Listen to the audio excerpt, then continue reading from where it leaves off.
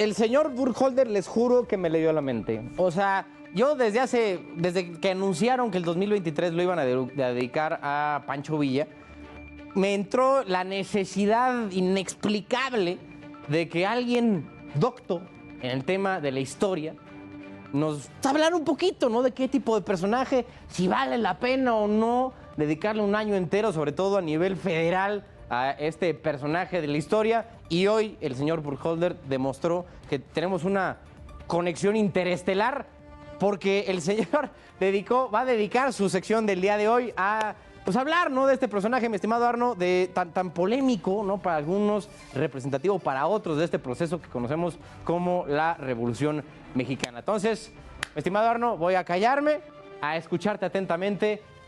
¿Qué pex con el 2023, año de Francisco Villa? Bueno, para empezar, feliz año a usted y a todos los que nos miran, eso es importante. Mire, resulta que en diciembre el gobierno de la República, por una iniciativa en la Cámara de Diputados, decidió que 2023 será el año de Francisco Villa. ¿Por qué? Porque en julio se cumplen 100 años de su asesinato en la ciudad de Parral, en Chihuahua.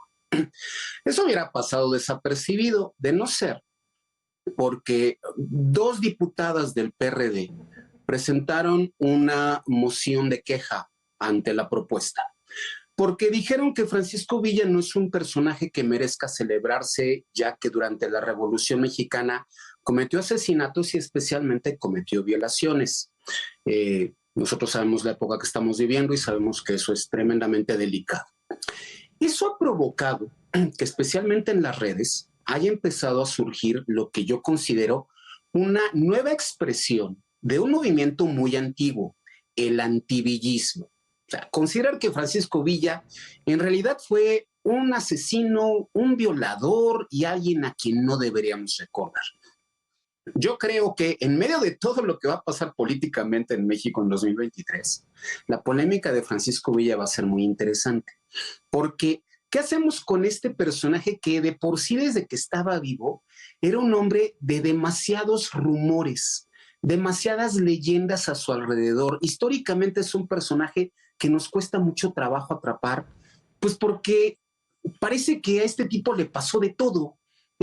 Parece que fue un gran Robin Hood, parece que fue actor de cine para una película en Hollywood, parece que fue un gran gobernador que cuidó a los niños pobres, a los desamparados, y del otro lado tenemos esta versión de que era asesino, ladrón, violador, decididamente un psicópata.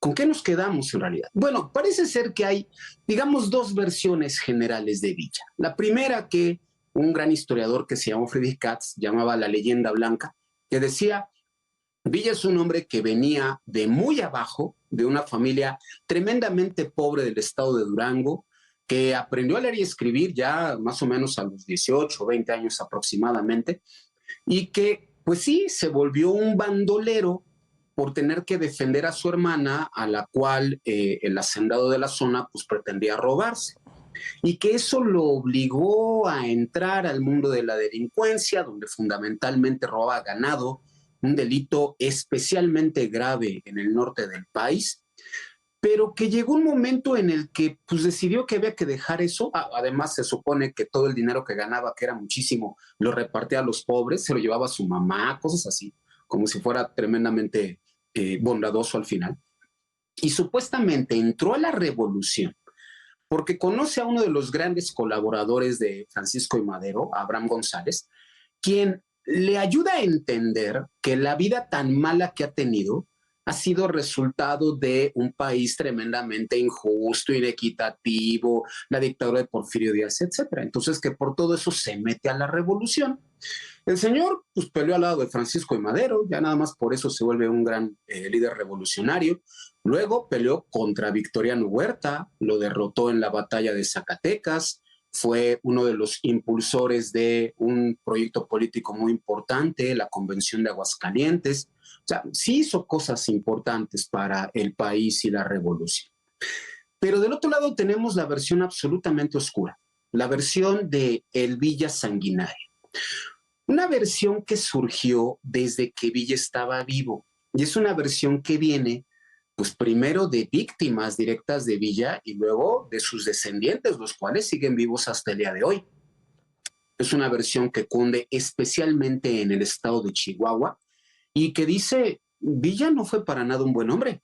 Villa desde joven manifestó inclinaciones de psicópata, era otro que supuestamente mataba animales por placer y luego empezó a matar a personas, que habría cometido su primer asesinato por ahí de los 16 años, que protagonizó tremendos incidentes profundamente violentos.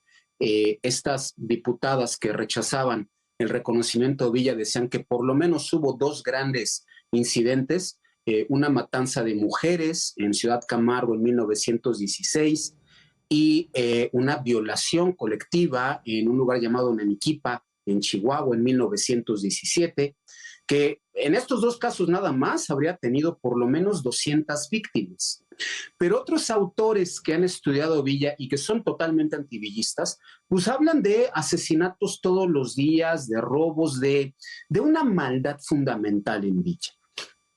¿Con qué Villa nos quedamos? Historiadores que han investigado Villa, pues nunca han negado la crueldad. Siempre han dicho, pues sí, era parte de la revolución. Y sí es cierto, Villa pues tenía unos prontos con los cuales pues podía matar a cualquiera que se le pusiera enfrente. Pero también tenemos a un Villa que participa en acontecimientos fundamentales como la toma de la Ciudad de México a finales de 1914, la alianza con Zapata, y que se convirtió pues, en un personaje histórico fundamental. Sabemos que cuando se muere en 1923, durante muchos años, el gobierno de la República prefirió ignorarlo. Obregón, Calles, el Maximato, simplemente no lo tomaron en cuenta, les parecía que Zapata era más importante. Que es con Cárdenas con quien empieza a resurgir la figura histórica de Francisco Villa. Luego, por los años 50, se empiezan a hacer una serie de películas sobre Francisco Villa con Pedro Armendáriz, pero el gran momento ocurrió con Gustavo Díaz Ordaz y Luis Echeverría. Díaz Ordaz fue el que decidió que había que poner el nombre de Francisco Villa en letras de oro en la Cámara de Diputados y Luis Echeverría pues fue quien decidió que los restos de Villa, menos su cabeza, que le cortaron en 1926, pues tenían que descansar en el Monumento a la Revolución. Todo eso provocó que el filovillismo empezara a crecer hasta más o menos principios de este siglo. Inclusive se hablaba de que existía un culto a Villa donde hasta lo invocaban su espíritu mediums para que hiciera curaciones y cosas así. Pero bien podría ocurrir que este año 2023, donde el gobierno decide que pues hay que conmemorarlo, realmente lo que surja sea un muy fuerte antivillismo. Yo lo que creo es que pues tenemos que investigar a todo lo que hay en Francisco Villa, desde sus momentos muy importantes hasta, si hay que decirlo, las tremendas matanzas y violaciones que permitió de parte de su ejército, la División del Norte. Yeah. Oye, está muy cañón. Oye, ¿sabes qué, Arno? Digo, cada quien se hará la idea, ¿no?, que quiera de Pancho Villa. Pero hay una historia que me encanta de Pancho Villa, que es que durante la Revolución una compañía de Hollywood se acercó con él justo para grabarlo. O sea, voy a contar esa historia porque me encanta. Sí, es cierto. Eso ocurrió por 1913 aproximadamente, 13-14, sí, cuando Villa es gobernador provisional de Chihuahua. Se ha vuelto muy famoso en la frontera, se vuelve famoso en Estados Unidos, y una compañía que se llamaba la Mutual Films, pues se le acerca y le ofrecen, oiga, le hacemos una película. Obviamente le pagamos. Y Villa dijo, pues adelante. Le hacen todo un libreto que empieza con esta historia de tuve que defender a mi hermana del hacendado y por eso tuve que huir. Se vuelve algo así como un Robin Hood y la película termina en que ya adulto se encuentra al mentado hacendado, lo mata, pues, obviamente en un acto de justicia, y se vuelve presidente de la República. Para hacer la película, pues entre otras cosas, hubo que filmar siempre de día. Bueno, pues sí, el cine era así en ese entonces, no se utilizaban los estudios cinematográficos. Y eso sí impulsó mucho la figura de Villa en Estados Unidos. Claro que después llegó Columbus, eso también impulsó su figura, aunque no necesariamente de una manera positiva. Claro. Ay, güey, es que también como que juega un poco la parte de decir, o sea, estabas en medio de la revolución, güey, eres gobernador. Oye, ¿podemos hacer una película de ti? Sí, güey, pásale, vamos, ¿qué necesitas? ¿Armar un desmadre? ¿Cómo de que no? Lo armamos. O sea, fue una cosa así muy loca, ¿no?